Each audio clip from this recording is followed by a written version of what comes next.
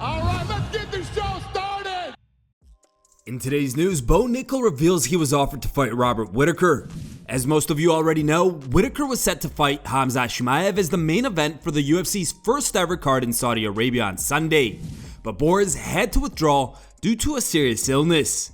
Now on his podcast, Bo Nickal revealed that he got a call to fight Whittaker, but missed out because he was without phone service for 3 days and couldn't respond to the offer. Khamzat Chimaev dropped out of his fight against Robert Whittaker. And here's the question that everyone is asking. Bo, did you get a call to fly to Saudi Arabia on 10 days notice? I did get a call. Yeah. Really? Wow. Wow. Yeah. Unfortunately, I got a call while I was in the mountains of Montana, and I didn't get back to cell service for 3 days. And so I came back into cell service to a few text messages saying, call me back, call me back, call me back. And it was too late.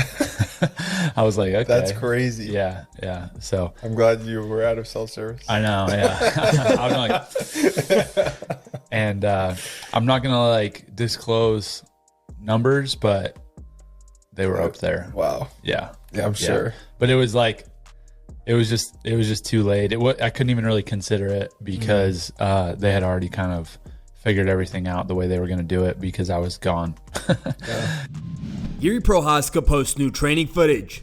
Just 3 days after the announcement of his UFC 303 rematch against Alex Pereira, Prochazka has shared a new training clip of him training in the woods while the sun rises as he prepares to reclaim the light heavyweight throne.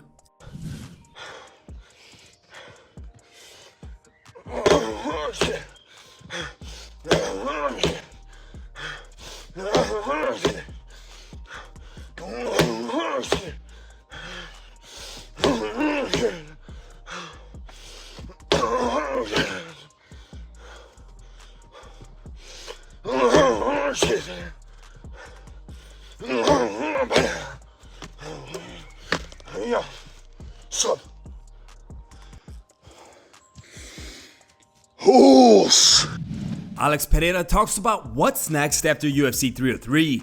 Pereira saved the UFC 295 card, and now he's doing it again at UFC 303 by stepping in on short notice to fight Jiri Prochazka. Speaking on his YouTube channel, the UFC light heavyweight champion mentioned that he'd like to rest a little after UFC 303 and then aims to return in November or December this year.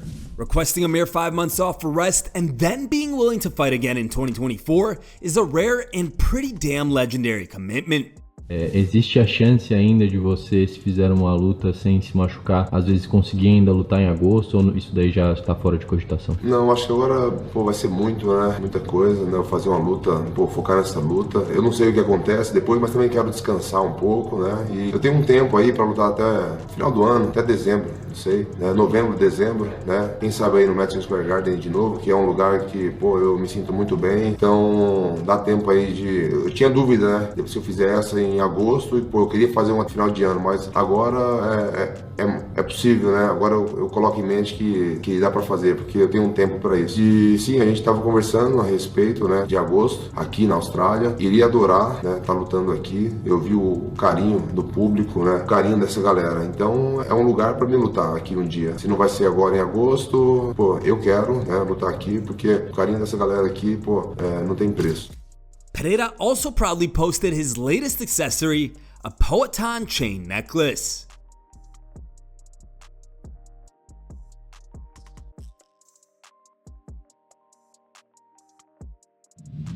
Eddie Alvarez gives advice to Michael Chandler after UFC 303's fight cancellation. In a recent interview with RJ Clifford on MMA Today, Eddie Alvarez, who has fought both Conor McGregor and Michael Chandler, discussed what could be next for Iron Mike after his fight with McGregor was cancelled. Alvarez believes that if Chandler is able to secure a share of the pay-per-view buys, then he should continue to wait for the McGregor fight, as he'd have to compete in 4 or 5 fights to earn the same amount of money.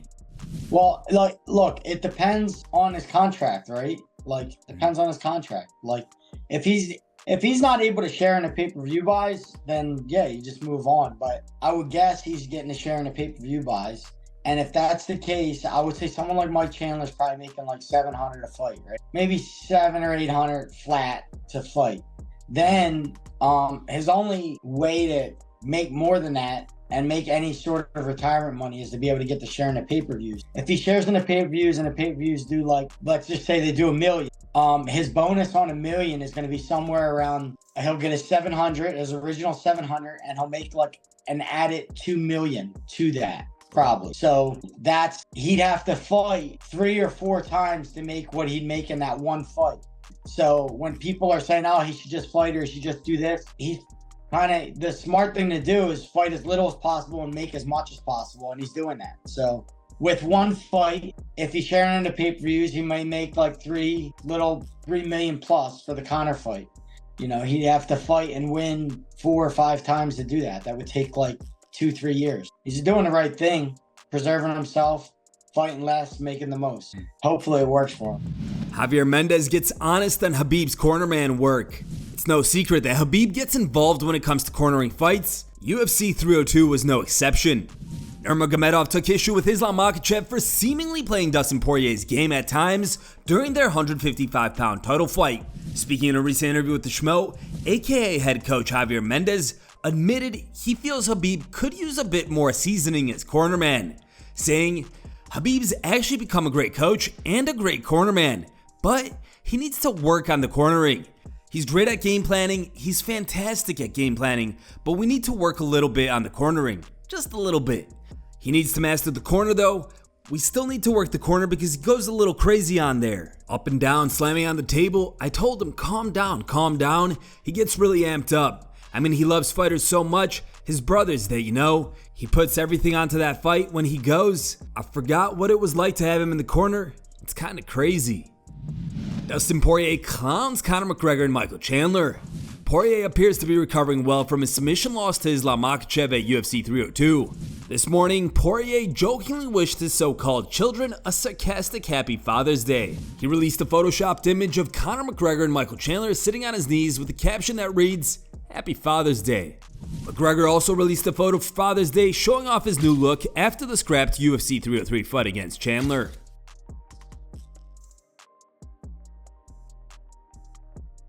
It's time for today's top memes. Third place was found over on Instagram and was posted by Golden Combat 23. The second place meme was found over on Reddit and was posted by Drummer Fantastic. And the top pick was found over on Facebook and was posted by Michelle Lucy.